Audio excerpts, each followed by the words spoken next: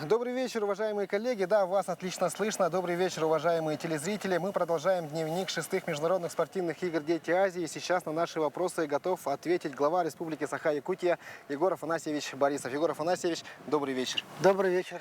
Егор Афанасьевич, разрешите поздравить вас с началом международных шестых спортивных игр «Дети Азии». Хотя официально они начнутся завтра, но для вас-то они, наверное, уже начались давным-давно. Спасибо. Как? Вы абсолютно правильно подчеркиваете. Да. Довольны ли вы, как сегодня готова наша республика, город Якутск, к проведению игр? Но я должен отметить, что мы сегодня на 100% готовы. Якутия готова принимать наших гостей, спортсменов, участников, представителей стран, которые очень активно уже прибывают. А с другой стороны, республика готова сама активно участвовать на этих престижных уже соревнованиях. У нас и спортсмены, и тренеры, и организаторы полностью информировали, доложились о том, что с точки зрения участия команды, с точки зрения организации мероприятий все готово. Якутия сегодня полностью принимает гостей. Егор Афанасьевич, присядем, у нас будет еще несколько вопросов. Мы сейчас находимся на стадионе Туймада, где в 1996 году впервые здесь зажгли огонь первых детских игр «Дети Азии». Это было в 1996 году, прошло уже 20 лет, можно сказать, юбилейный год. И уже, наверное, можно подводить какие-то итоги. Как глава республики, скажите, что главного удалось продемонстрировать за эти годы и как поменялся имидж республики в стране и в мире? Вы абсолютно правильно отметили. Мы отмечаем юбилейные игры, 20-летний юбилей. И мы знаем именно, как были организованы первые игры, которые были посвящены к столетию олимпийского движения на планете Земля. И мы в республике отметили началом этих игр. Конечно, начало было скромное, всего 250 спортсменов было из 8 стран, в том числе 6 стран, это 8 команд, из них 6 из иностранных государств, но начало было заложено. Но за все эти годы мы все-таки уже сегодня видим уже привлекательные, престижные международные спортивные игры, которыми интересуются не только страны, которые участвуют сегодня, азиатские страны, но и олимпийские комитеты этих стран, Олимпийский совет Азии, который объединяет вокруг себя 45 стран.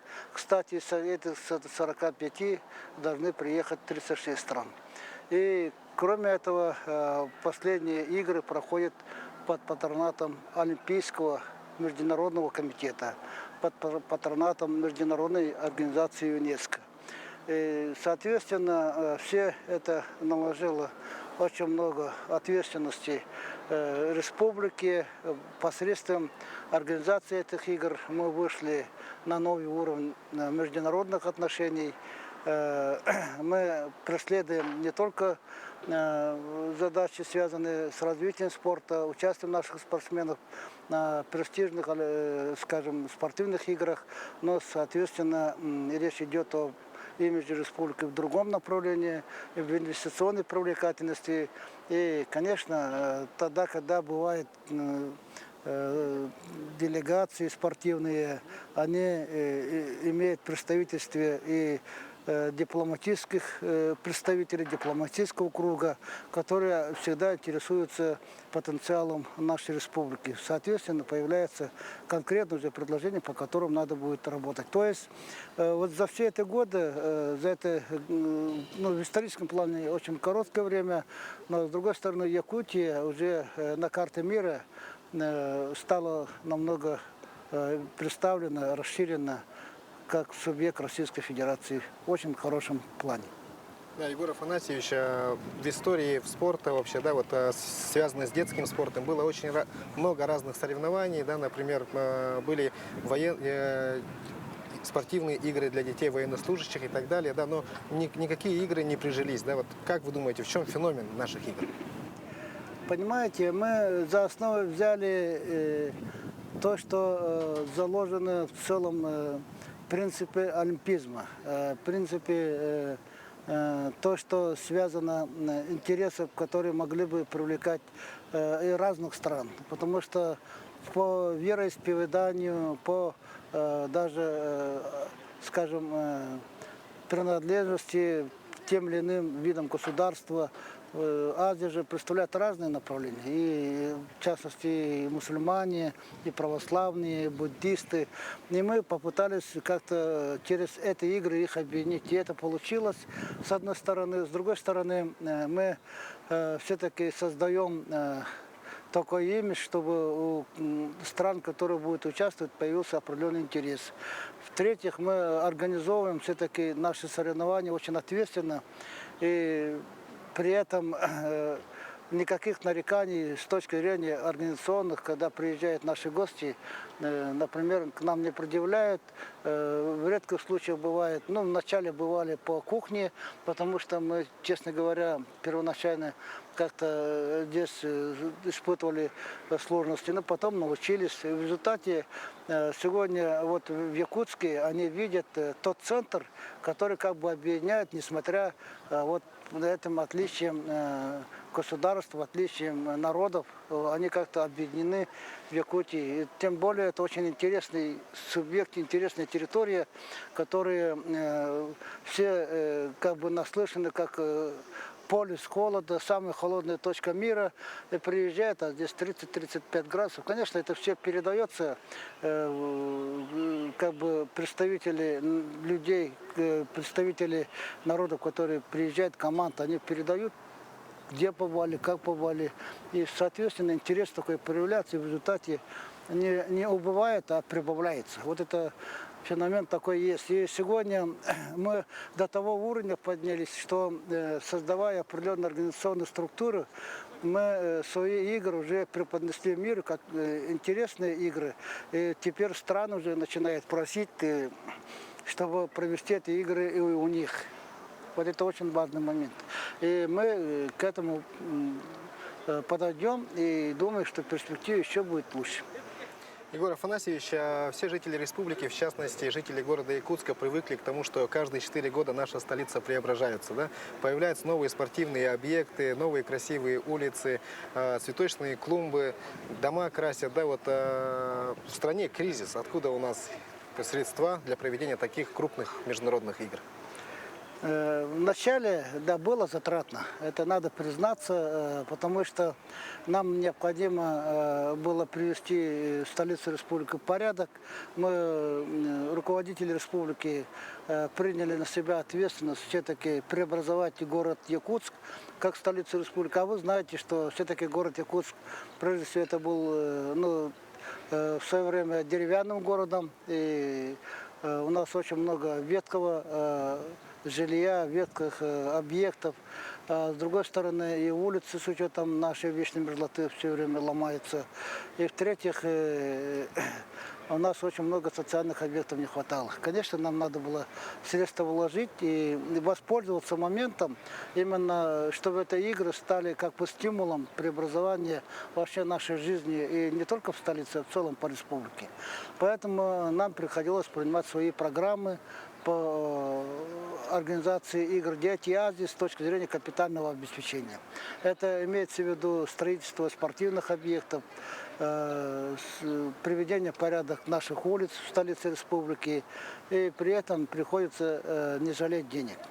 Ну а с другой стороны, почему мы так уверенно себя проявляем, расходы определенные несем, потому что мы знаем, спортивные объекты, социальные объекты, они нужны нашей молодежи, нашим людям. Это, прежде всего, мы нацеливаемся на это. Во-вторых, почему мы на это рассчитываем? Потому что мы понимаем, в результате принятых решений, принятых мер, экономика республики развивается. Это надо дать должное нашим предприятиям, нашим хозяйствующим субъектам, потому что последние годы темпы роста экономики, они ощутимы. И в соответствии с этим у нас умощняется и бюджет республики.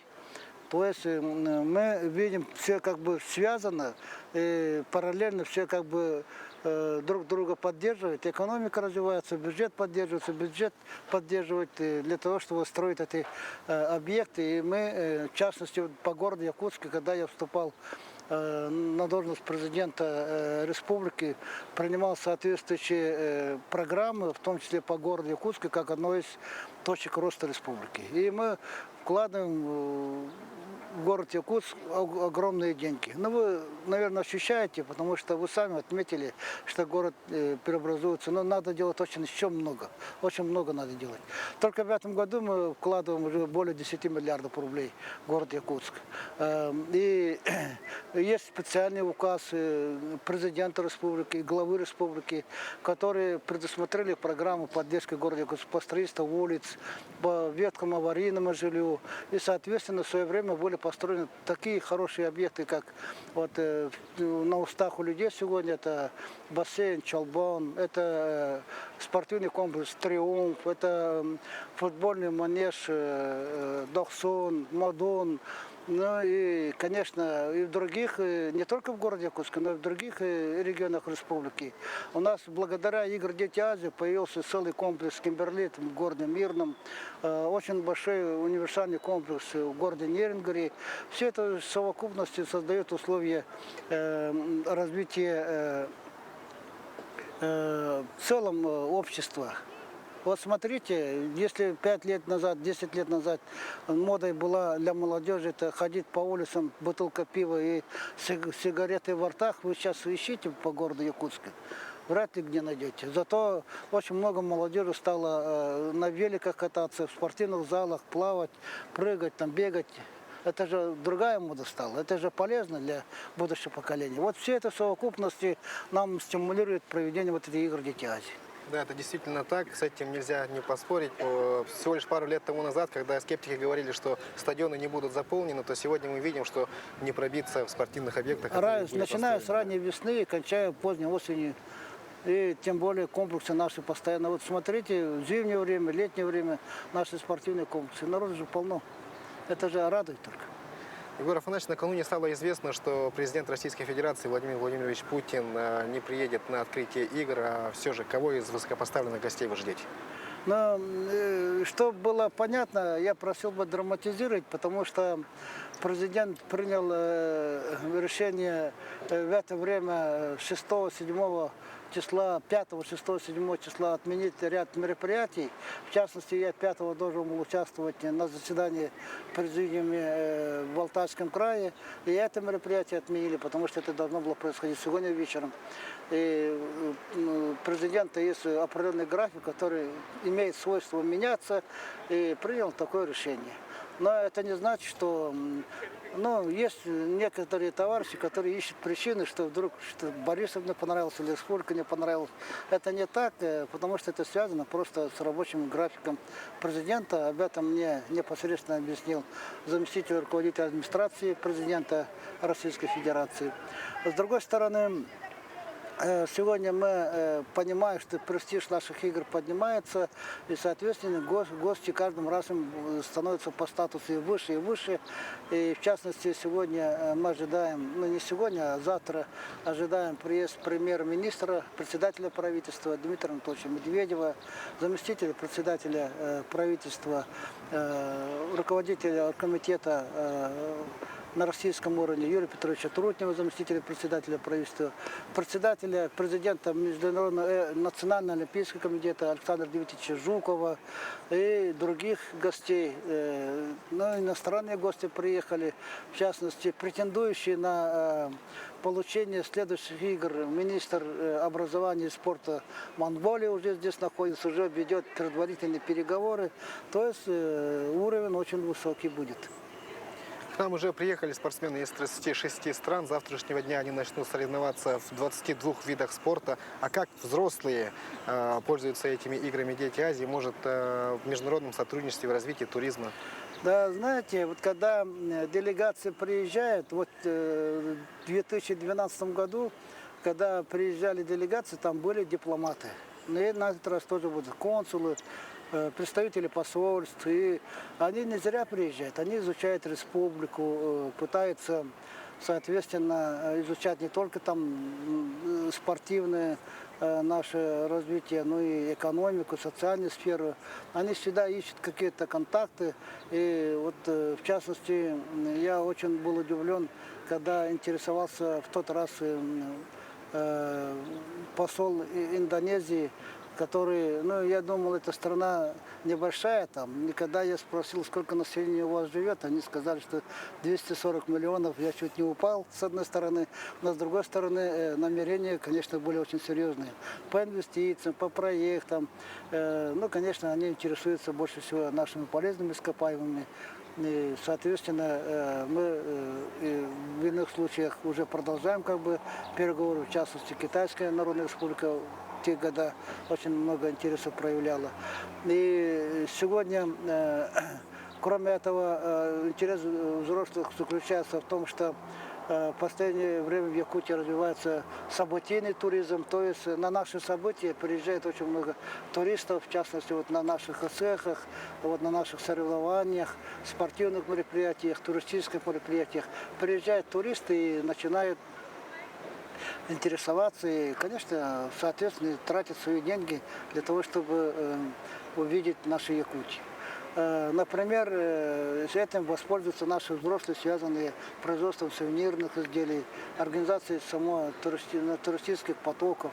Это очень важный момент. Если раньше мы меньше 100 тысяч получали, то в прошлом году только мы 150 тысяч туристов получили в вне республики. Это достаточно большой объем для нашей республики, изолированный, отдаленный. Я думаю, что этот темп будет расти. Егор Афанасьевич, как я уже сказал, на играх Дети Азии будут 22 вида спорта, в том числе национальные виды спорта. Это якутские прыжки, масс-рестлинг и борьба хапсагай. Как мы все знаем, все виды спорта, которые включены в олимпийскую программу, они когда-то тоже были национальными видами спорта. Например, дзюдо – японский национальный вид спорта, тэквондо – корейский национальный вид спорта. Верите ли вы в то, что когда-нибудь масс-рестлинг будет на Олимпийских играх? Но здесь немножко надо затронуть развитие спорта в республике. Потому что мы, как субъект, который организует такие престижные международные соревнования, как Игры Дети Азии, конечно, имеем право гордиться своими спортсменами, своим развитием спорта. Во-первых, то, что мы даем, вкладываем средства на материальную базу, дает свои результаты. Мы в республике занимаем передовые места в Российской Федерации по наличию спортивных объектов на душу населения. Это очень похвально, очень, с такой гордостью можно это отметить. С другой стороны, мы же субъект особый, потому что мы давным-давно находимся на Олимпийских играх, имеющие не только участвующие на Олимпийских играх, но и имеющие и золотые медали, другие медали, и постоянно участвуем на Олимпийских играх. Это же очень важный момент. Есть страны, которые мечтают попасть на Олимпиаду, не могут попасть. Есть страны, которые мечтали, попали, но медали не имеют. А Якутия уже более 40-летней историю имеет с этой точки зрения. И, кроме того, у нас виды спорта, уже более 60 видов спорта культивируются в Якутии. Это и классические олимпийские виды спорта, но и неолимпийские, в том числе наши национальные виды спорта. Если речь вести о национальных видах спорта, то доктрина развития спорта в Российской Федерации, которую определил президент Российской Федерации Владимир Владимирович Путин, о том, что национальные виды спорта надо поддерживать, она подкреплена прежде всего корректировкой закона о развитии физической культуры и спорта Российской Федерации. И там были включены 5 видов национальных видов спорта. Из этих 5 видов национальных видов спорта 3 наших вида спорта. То есть это, если речь идет о других видах, 2, то это речь идет о татарском куреше, еще бурятский, по-моему, кураж. А с другой стороны, 3 это наш масс-рестлинг, мастер-дагита, и национальные прыжки, и борьба хапсагай. Вот это, в связи с этим мы в программы Игр Дети Азии включили и наши национальные виды спорта, в частности масс-рестлинг и перетягивания палок и капсагай. А что касается по популярности, то капсагай очень похож, например, на пляжную борьбу. Очень прямо, буквально. Только вместо ковра там или вместо поля там песок.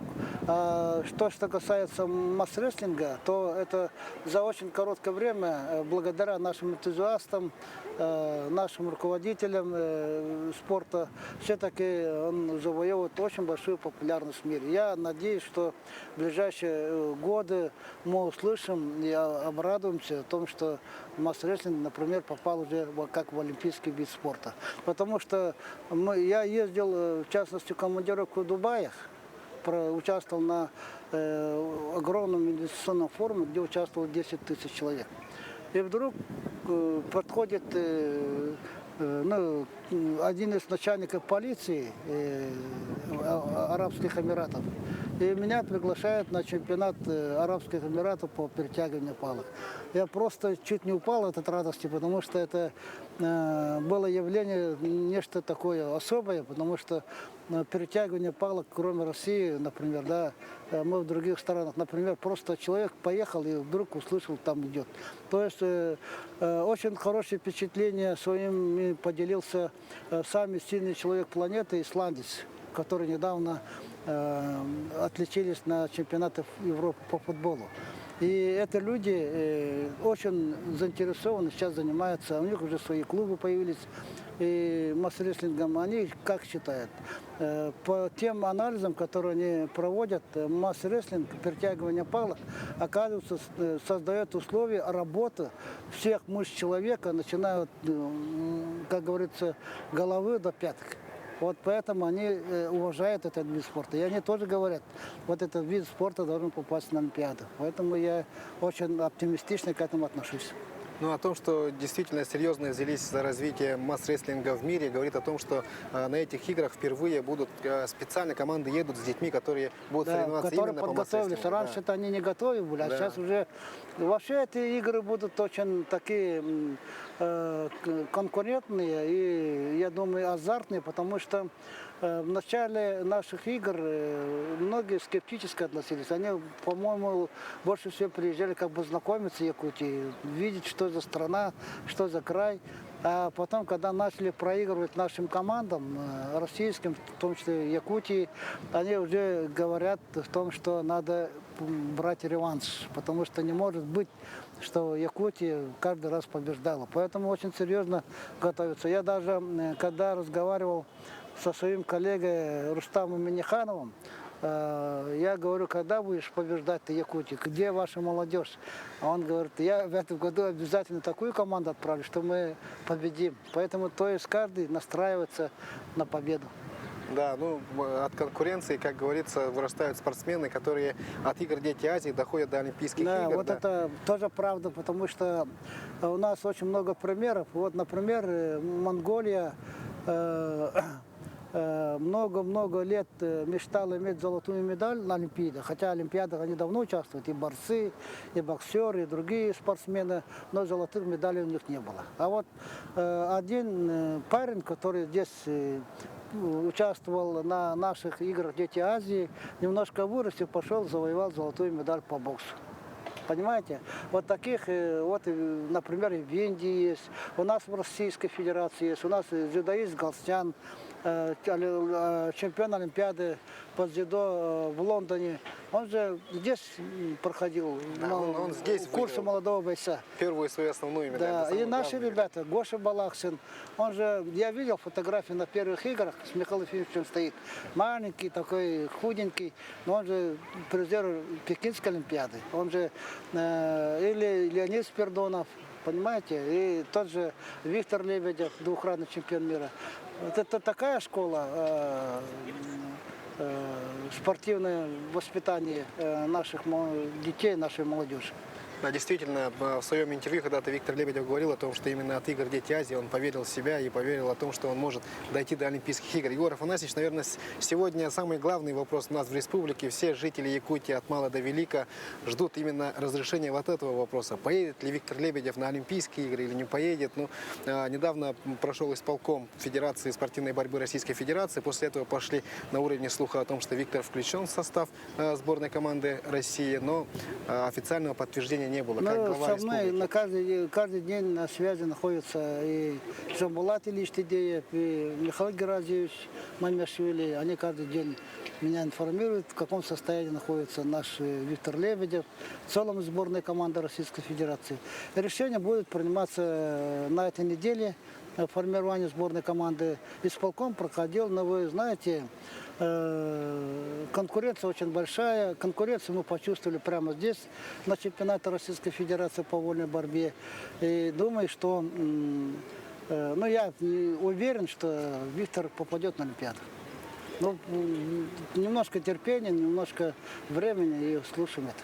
Да, ждем этого события. Ну, раз уж мы дошли до Олимпийских игр в Рио, то еще несколько якутян примут участие на Олимпийских играх. Это и Аял Лазарев, это и Василий Егоров. Ну и мы очень надеемся на Сардану Трофимову. Как вы относитесь к этому скандалу вокруг сборной команды России по легкой атлетике? Некоторые известные спортсмены уже отказались от Олимпийских игр, что они не будут выступать под флагом Международного олимпийского комитета, если им не разрешат выступать не под российским флагом. Вот, например, Сардана оказалась заложницей ситуации. Как вы к этому относитесь? Но я думаю, надеюсь, что Сардана попадет на Олимпиаду. Так, она очень к этому стремилась, она себя очень уверенно чувствует. И здесь сомнений со стороны российских тренеров, российского руководства спорта непосредственно нет. Я думаю, что в принципе участие якутян на этих Олимпийских играх все-таки является, ну, количественно максимальным, потому что кроме кроме Олимпийских игр, еще мы паралимпийские игры должны видеть. Там уже 3 наших спортсменов уже обозначены. Это и Диодорова Настя, это Володя Баланец и Настя Артахинова. Они все сегодня попали в сборные команды паралимпийской сборной России. Ну, а что касается допинга, то я всегда подходил к вопросам ответственности персонифицированно. То есть здесь не надо кого-то обвинять, потому что пытается все это спорт политизировать и пытается это как-то обобщенно обвинять или страну, или там федерацию.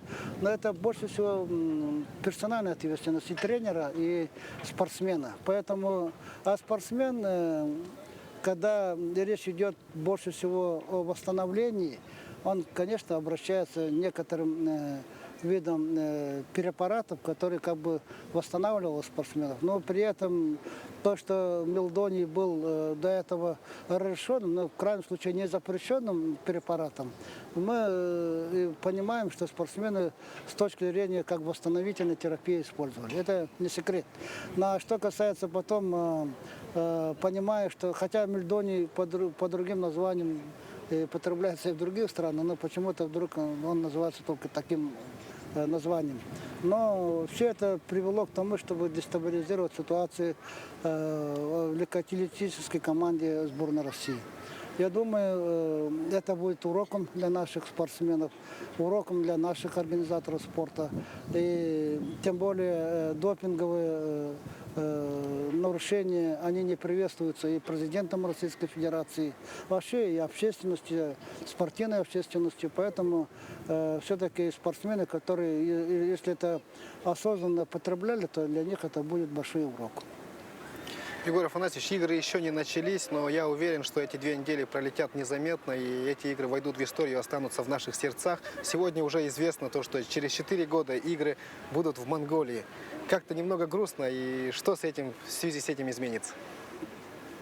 Но я надеюсь, что, во-первых, игры, они всегда нас подтягивали, подстегивали, стимулировали развитие спорта. Представляете, вот в 2012 году мы считали, что в республике спортом и физкультурой занимались 223 тысячи человек. Это большое количество населения, потому что это 23% населения. А потом сегодня вот к этим играм мы уже посчитали, в физкультуре и спортом заниматься больше 60 тысяч человек. Вот как раз то, что мы говорили с вами, что становится модой. Вы смотрите, сколько скандинавской ходьбой наши ветераны занимаются. Этого не было, а сегодня так массово все это, они в кварталах находятся. То есть это еще раз подтверждает, что эти игры нас как-то поддерживали морально, там, поддерживали как-то сознание наших людей. Но это, я думаю, не спадет, несмотря на то, что сегодня изучается передача игр в Монголию. Но я должен подчеркнуть, что мы в 2011 году с организаторами игр «Дети Азии» договорились и проголосовали за то, что подтвердили, что родиной рождения игр «Дети Азии» является Якутия. Это мы зарегистрировали, печать поставили, подтвердили, то есть никто уже оспаривать не будет, что игры «Дети Азии» – это игры, рожденные в Якутии, Российской Федерации. С другой стороны, в 2012 году мы создавали оргкомитет, как в свое время создавали Международный олимпийский комитет, мы создали такой международный организационный комитет по играм «Дети Азии», который тоже зарегистрировали в городе Якутске и будет штаб-квартира здесь, в Якутске. Несмотря на то, что будет в Монголии проводиться или в каких-то странах проводиться. Но еще мы договорились о том, что через каждые игры за рубежом, то есть, если Монголия получит в 2020 году, то в 2024 году игры должны вернуться в город Якутск. То есть, мы эти игры не теряем, но, с другой стороны, мы этим добиваемся, чтобы еще раз поднять на другой, более высокий международный уровень наши игры «Дети Азии», чтобы они проходили в столицах или в других городах стран Азии. Мы в прошлом году принимали здесь более 20 руководителей Олимпийских комитетов стран Азии. Это было тоже уникальное событие, но оно незаметно прошло. Но это люди, которые приезжали, были свидетелями всех международных соревнований, вплоть до Олимпиады, были приятно удивлены, что в Якутске можно на высоком уровне провести эти игры. Приезжал сам президент Олимпийского совета Азии, шейх Аль-Сабах. Это человек знаменитый в мире, и в спортивном мире, и в бизнесе, потому что он 2 срока был президентом знаменитой международной организации ОПЕК. И он тоже 3 дня здесь поработал, посмотрел, походил, и был тоже приятно удивлен. И мы ожидаем его приезд. Если бы это не Ураза Байрам, то он мог бы сегодня прилететь и поддержать эти игры. Но то есть сегодня все-таки передачи этих игр в другие страны мы только будем добиваться поднятия престижа этих игр. Понятно. Значит, следующие игры мы примем в 2024 году. Ну, это как бы далеко, но... Вы молодой человек, вам-то что волноваться? Да, время это пролетит более незаметно. старшему поколению, может, немножко, который сегодня удивляется, видит, довольны, гордятся, им, может, немнко можно беспокоиться. А так, это 8 лет, это быстро проходит. Давайте все-таки помечтаем, Егор Афанасьевич, какими вы видите игры «Дети Азии» будущего? Понимаете, мы, во-первых, мы когда проводили прошлые игры, там ближе к этому проводились Олимпийские игры в Китае, юношеские так называемые. Но они по организации были хуже, чем наши игры. Все это эксперты, которые приезжали, это отмечали. Но с другой стороны, участников было, вот они будут меньше. Вот в этом году у нас 3300 участников, это будет больше, чем там участвовали. Но с другой стороны, мы хотели бы, чтобы по видам спорта расширялся, то есть побольше были спортивные соревнования, чтобы охватить больше спортсменов, с одной стороны. Но с другой стороны, самое главное, мы мечтаем, мы хотим сегодня выступить, и наверняка это сделаем. Все-таки игры «Дети Азии» это мы проводим как бы летние игровые виды спорта. У нас еще есть мечта инициировать проведение игр Дети Азии по зимним видам спорта. Но это и мы будем инициаторами, мы будем этим заниматься, но это будет проводиться не в Якутии. Например, мы можем предложить Сахалину, где все условия есть. В любое время года, в частности в зимнее время провести. А у нас или в октябре надо провести, или в апреле надо провести. А там уже больше, то есть мы инициируем и будем расширять.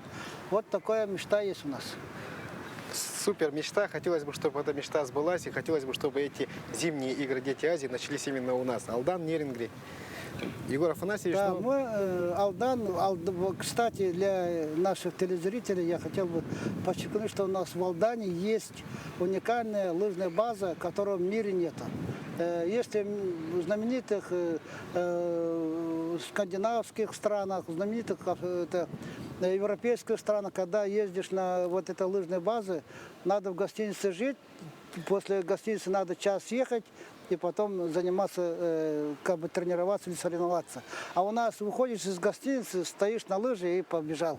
Вот это уникальность. Но, с другой стороны, я призываю наших якутян посмотреть на Алдан хорошими глазами, потому что через год мы закончим асфальтирование дороги Лена вот, до Нижнего Бестяха. То есть с Нижнего Бестяха до Алдана будет асфальтированная дорога, и за 3 часа можно доехать, и там в пятницу вечером выехать, там 2 дня покататься с гор, а потом вернуться в воскресенье. Такие уникальные условия сейчас будут создаваться. Поэтому лыжами, тем более наши ребята очень хорошо стали заниматься. Егор Афанасьевич, к сожалению, подходит к концу наш эфир. Не будет преувеличением, если я скажу, что сегодня вся республика задействована в этих играх. Ваши пожелания участникам и жителям республики? Ну, во-первых, я хотел бы поблагодарить тех, кто непосредственно принимает участие в организации. Очень хотел бы поблагодарить нашим волонтерам, детям. Более 1000 детей просто так азартно, так желанно, так, с такой ответственностью сегодня начали заниматься приемом наших гостей. Они самые главные люди, которые будут представлять нашим гостям нашу республику. Они ответственность это понимают. Я хотел бы поблагодарить нашим спортсменам, детям, которые 400 ребят в составе 2 команд будут бороться за медали. И они готовы честно как бы соревноваться. И они очень ответственно отнеслись. Я очень благодарен всем хозяйствующим субъектам, руководству города Якутска так ответственно отнеслись, чтобы подготовить и город, и спортивные объекты к этим играм. Я благодарен то, что сегодня все районы участвовали по организации пробега нашего огня, малой нашей Олимпиады игр Дети Азии. 35 000 километров этот факел с огнем пробежал по Якутии, и сегодня поступил, или прибежал, или появился в городе Якутске. И с другой стороны, очень активно общественность республики участвовала именно в подготовке, поддержке организации этой работы. Поэтому я хотел бы сегодня, пользуясь моментом, поблагодарить наших людей, наш народ о том, что не отвергаете, а поддерживаете, воспринимаете эти игры и понимаете роль этих игр. Это очень важно. Поэтому спасибо вам. И самое главное, терпеливо подождем эти 10 дней, будем ждать, кто победит. И, конечно, мы очень хотим, чтобы эти игры прошли спокойно, без эксцессов. Егор Афанасьевич, а мы в свою очередь благодарим вас за то, что вы нашли время в вашем плотном графике и ответили на наши вопросы. Егор Афанасьевич, если вам какой-либо день не удастся увидеть какое-нибудь важное, яркое событие игр, то обязательно вечером включите национальный канал и посмотрите итоговые дневники игр. Дорогие телезрители, да, мы вам желаем того же. Каждый вечер смотрите итоговые дневники игр Дети Азии на каналах НВК Саха, Саха-24, на телеканале Мамонт. Ну и каждый день в течение дня смотрите прямые трансляции и трансляции в записи основных событий игр Дети Азии. Ну что, поехали к основным победам и к новым эмоциям. До свидания.